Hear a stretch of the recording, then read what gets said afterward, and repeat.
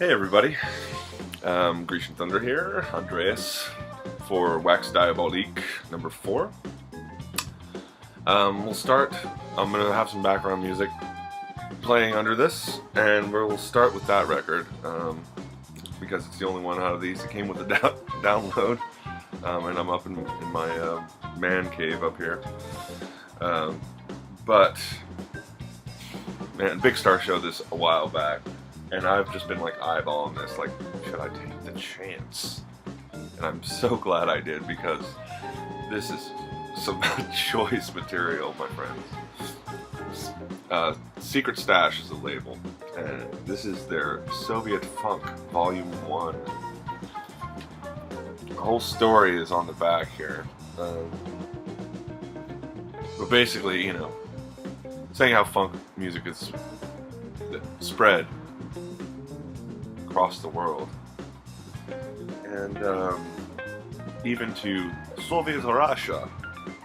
So, yeah, great story, you know, and the music is killer, man. I mean, I don't know if it gives a personnel necessarily.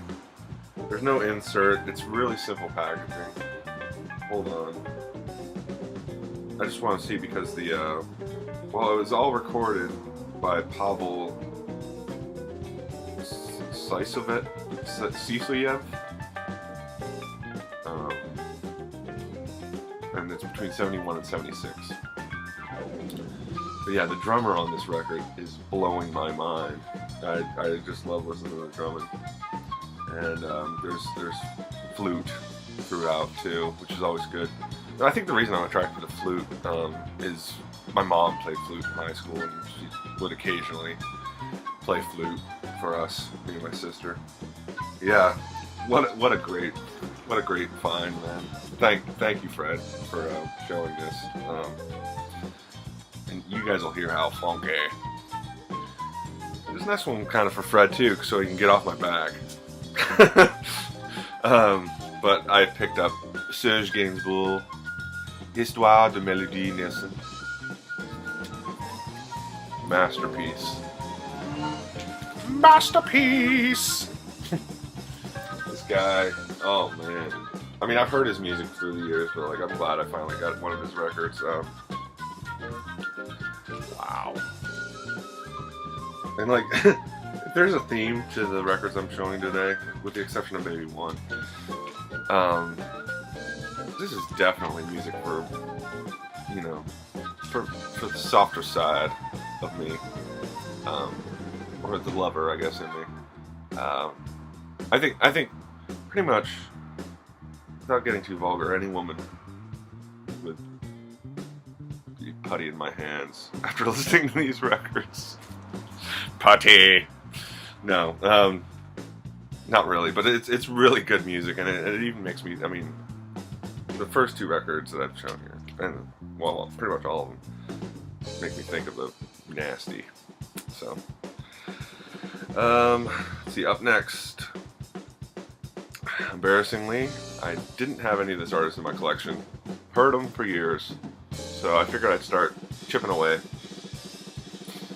And this is almost a bow down record, my friends, because I don't think I've ever heard the album in its entirety, but this is really close to being my bow down record for the year. Roxy Music's first record. I love this gatefold too. I mean, it's fantastic. It's like, dang, someone's coordinating with the animal print here. What's going on? Yeah. What a great record. So many great songs on this record. A lot of which showed up in one of my favorite movies, Velvet Goldmine. I don't know if you guys have ever seen that. It's really good, like, interpretation of that era. Look it up. It's got Ewan McGregor and who else is in it? John Rhys Meyers and Christian Bale. So, star-studded cast. I think, who's that comedian? An English comedian. I can't remember his name. Eh. Anyway, moving on. My friend Dave, who I talk about quite a bit, went down to Northern California, and he went to San Francisco, and he went to Amoeba down there, and I was, you know, of course, very envious. I'd love to go there one day.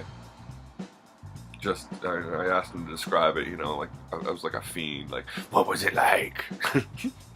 You know, and he's like, oh, it was amazing, you know, huge, get lost in there, blah, blah, blah. And he's not as into records as I am, but, like, he loves music. But he picked me up a record, and this is from our past a little bit, because we saw this band a few times back in the day. But it's the Delta 72, and what is this record called? I think it's just called 000.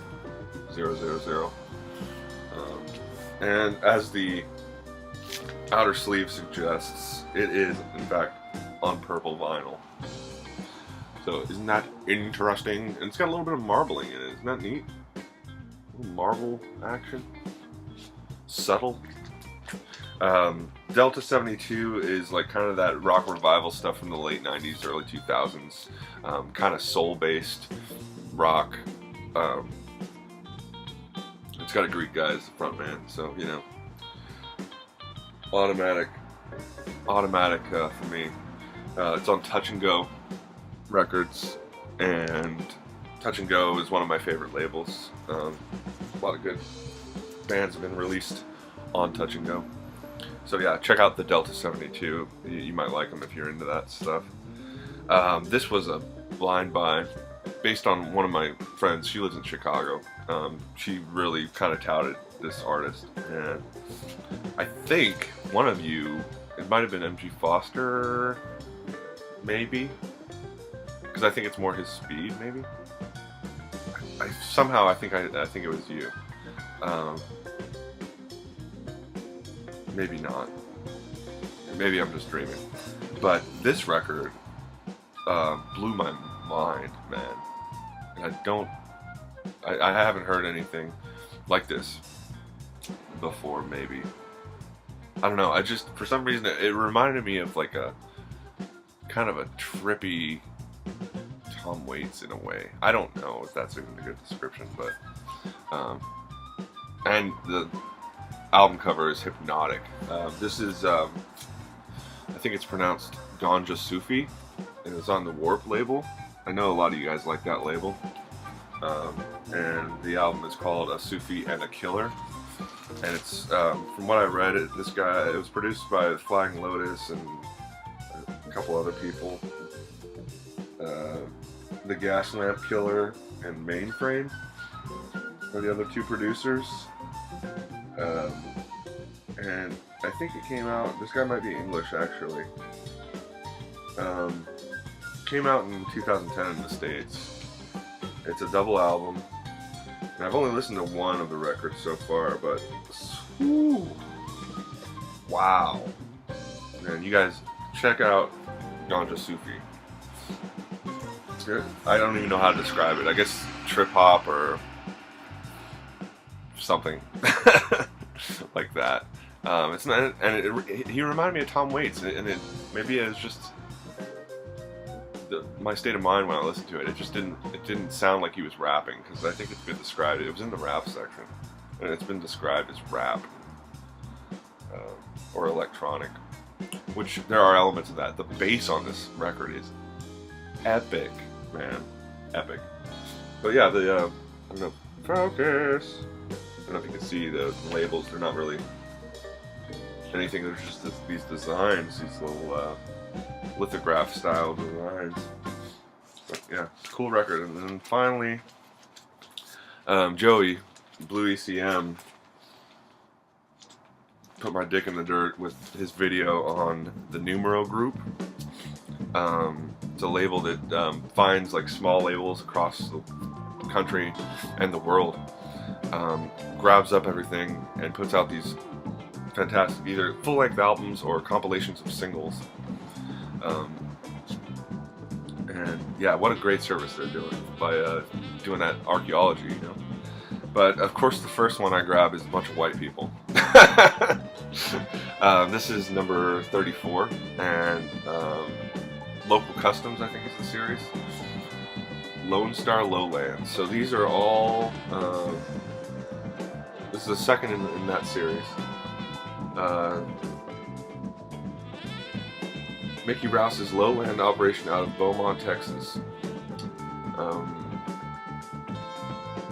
The songs themselves run the gamut: Southern Boogie Rock, Crosby, Stills, Nash & Young clones, British Blues and Thunder, Garage Psych hangovers, Morricone-esque supper club instrumentals, and yacht rock.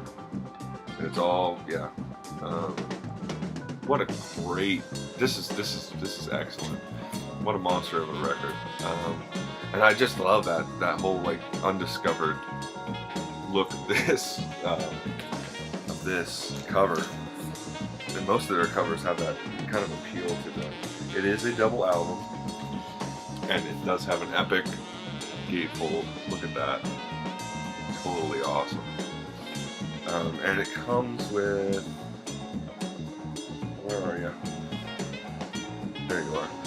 Comes with a booklet with like newspaper articles, and it does a whole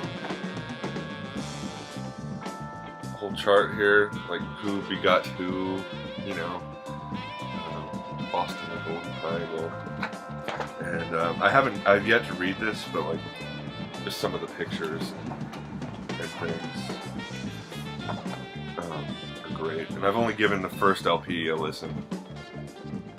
I should probably listen to these damn records before I show them to you, right? But the first record is great. I'm so glad Joey showed his numero group stuff that he picked up, because I'm gonna get on that for sure, because yeah, they are fantastic. So that's it. I did pick up 3 monster records that I've yet to digest, and hopefully I can show them before I go on vacation next week. But that's it, kids. That is Wax Diabolique 4. And I hope you enjoy it, and I hope you have a fantastic weekend. I'm working. Love you.